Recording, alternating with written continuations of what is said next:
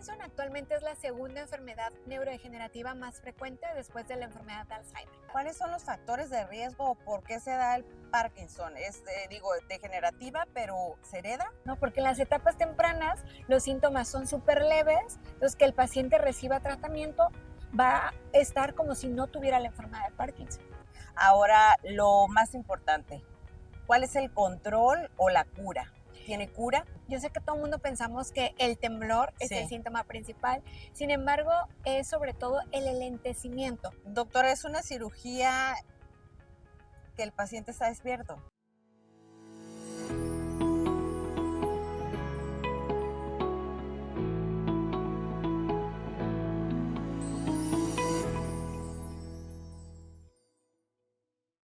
Continuamos en Conversando con los Expertos y ahora me acompaña la doctora Damaris Vázquez. Ella es neuróloga y nos va a platicar acerca de esta enfermedad que la verdad no entendemos y que creo que conocemos muy poco en la actualidad, y que además ha habido excelentes avances, y para esto me acompaña la doctora el día de hoy. Gracias, doctora. Un gusto.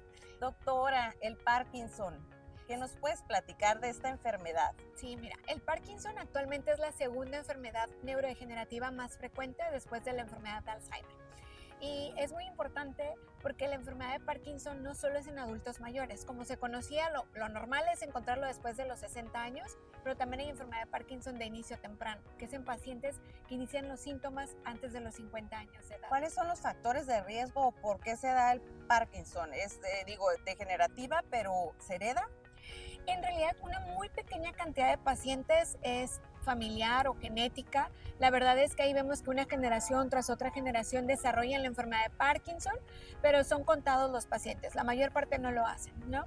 Otro de los factores de riesgo que se ha vuelto como muy controversial es la exposición a pesticidas. Son uno de los factores de riesgo, aguas contaminadas, agua de pozo, que actualmente pues ya ha disminuido esta exposición, ¿no? Ya que nos hemos urbanizado más, Sí. ya ha disminuido, pero aún así tenemos áreas donde vemos una alta prevalencia. Aquí en nuestra entidad, en nuestra región, ¿es común el Parkinson? Sí, de hecho en la región la verdad es que sí vemos pacientes que tienen la enfermedad de Parkinson, tanto de la ciudad de Tijuana, o sea, de Ensenada. De hecho en Ensenada creo que por la exposición a los pesticidas hemos visto pacientes jóvenes con mayor frecuencia que en Tijuana como tal, ¿no? ¿Cómo la diagnostican, doctora? Principalmente el diagnóstico es por los síntomas que nos va a decir el paciente, y aunado a esto es por la revisión clínica. Usualmente el síntoma principal, yo sé que todo el mundo pensamos que el temblor es Sí. el síntoma principal, sin embargo es sobre todo el enlentecimiento. Nosotros cuando nos movemos tenemos fluidez de nuestro movimiento, los pacientes se vuelven lentos con los movimientos. Entonces el enlentecimiento es el síntoma cardinal de la enfermedad, a este se le agrega rigidez y temblor. ¿Y cómo se hace un diagnóstico para ya clínico, donde ya ustedes como especialistas puedan determinar que es Parkinson realmente? Justo hacemos varias cosas durante la consulta. Una es el interrogatorio. Nosotros hacemos interrogatorio de síntomas para el paciente, la revisión. Seguramente nos apoyamos de un estudio de imagen como la resonancia magnética, sobre todo para descartar otras causas. Aunado a esto es cuando podemos brindarle al paciente el diagnóstico de enfermedad de Parkinson. Como tal, ¿existe el diagnóstico a través de imagen como tal que diga es Parkinson? No, lamentablemente no. O sea, la resonancia se utiliza para descartar otras causas. Otro tipo de enfermedades. Ahora, lo más importante, ¿cuál es el control o la cura? ¿Tiene cura? De momento no tenemos cura, pero tenemos diferentes tipos de tratamientos. Si bien tenemos el tratamiento clásico, que son los medicamentos que controlan mucho de los síntomas, uno de los tratamientos avanzados ahora que tenemos es la cirugía, donde se coloca un estimulador cerebral profundo. Ay, platícanos eso, doctora, porque además aquí ya en New City Hospital acabas de realizar una cirugía con bastante éxito. Sí, de hecho aquí en la ciudad de Tijuana y en New City Hospital realizamos la primera cirugía con un equipo multidisciplinario en Parkinson, es decir, trabajamos en conjunto con un neurocirujano funcional que se dedica a la cirugía de Parkinson, neuroanestesióloga, y yo como neuróloga especialista en Parkinson y trastornos de movimiento. Aquí se eligió un paciente que es un paciente joven, tiene 50 años y es un paciente que a pesar de los medicamentos no habían mejorado sus síntomas. Ya estábamos llegando a las dosis topes de los medicamentos, no había mejoría de los síntomas, por lo cual se consideró que la cirugía podría ser uno de sus mejores tratamientos. Se tienen que hacer ciertos pasos para corroborar que es un paciente candidato, el paciente lo fue.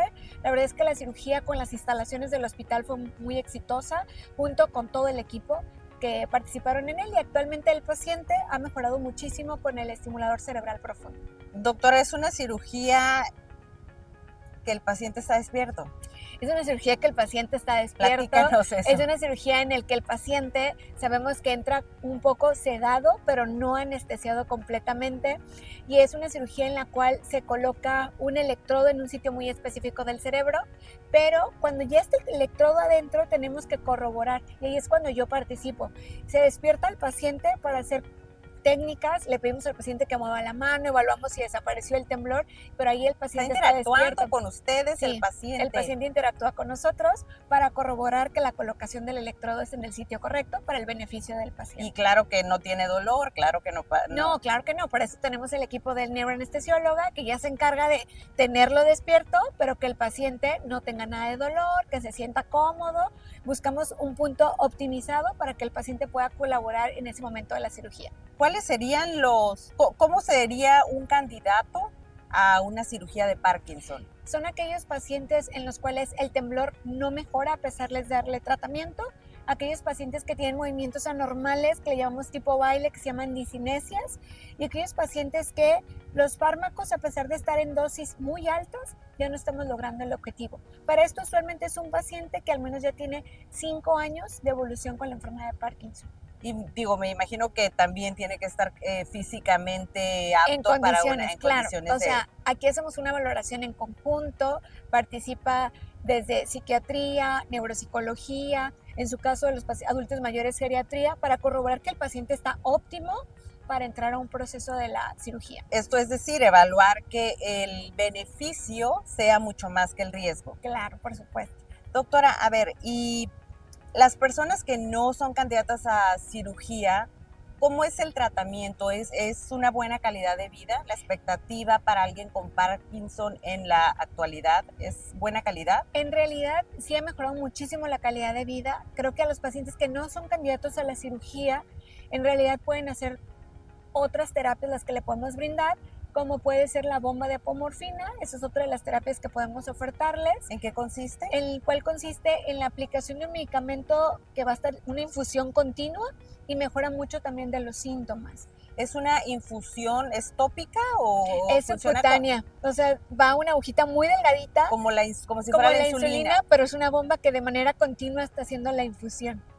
Y va en dosis pequeñas. Va en dosis pequeñas. Obviamente aquí se tiene que buscar la dosis indicada para el paciente, pero es uno de los tratamientos que también podemos ofertarle a los pacientes. ¿Los demás tratamientos son un poco menos invasivos? Sí, realmente esos son los tratamientos avanzados, o sea, ya en etapas más avanzadas del paciente. Los tratamientos clásicos son con los medicamentos, que tenemos una gama de medicamentos y hay que optimizarlos en cada paciente. ¿Y qué es lo que han visto ustedes como especialistas cuando se empieza a tratar el Parkinson en etapa temprana?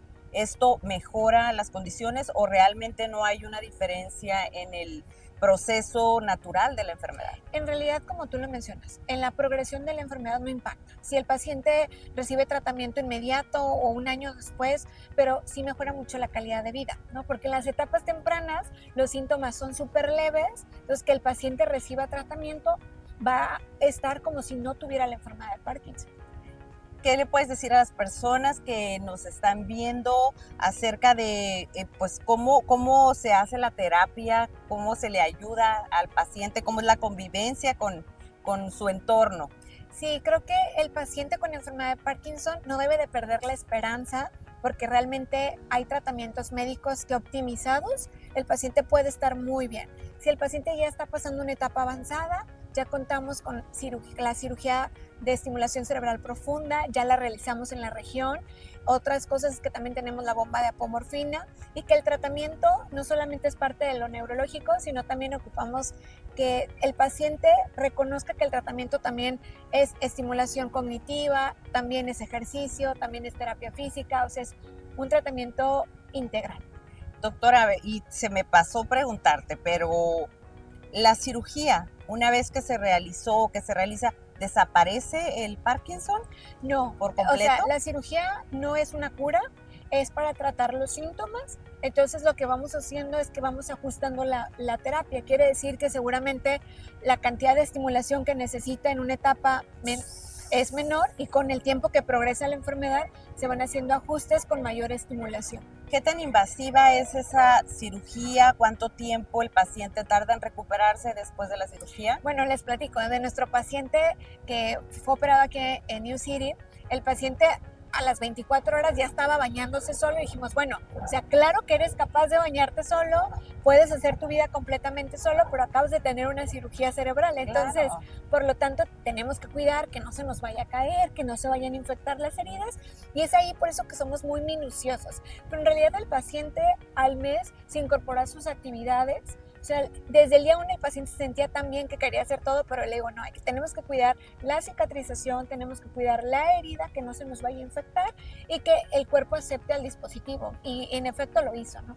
Aquí en New City Hospital esa es una de las noticias más recientes que tenemos y que, bueno, todos estamos muy contentos y la presumimos, Sí. este tipo de cirugías. Y no nada más para New City, para la región, porque es algo muy bueno, ¿no? Es los avances que estamos esperando día a día.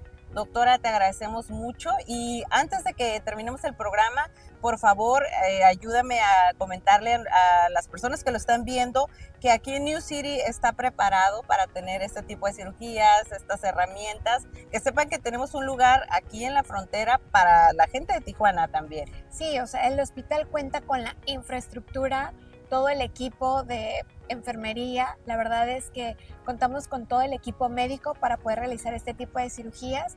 Es un lugar seguro y es un hospital a la vanguardia. Y también se aceptan todos los seguros médicos, todos los seguros de gastos médicos mayores. Bienvenidos. Doctora, muchas gracias. Gracias. Esto fue Conversando con los Expertos. Yo soy Claudia Villairibe. Elige New City Hospital, calidez e innovación para tu salud en un ecosistema de salud integral.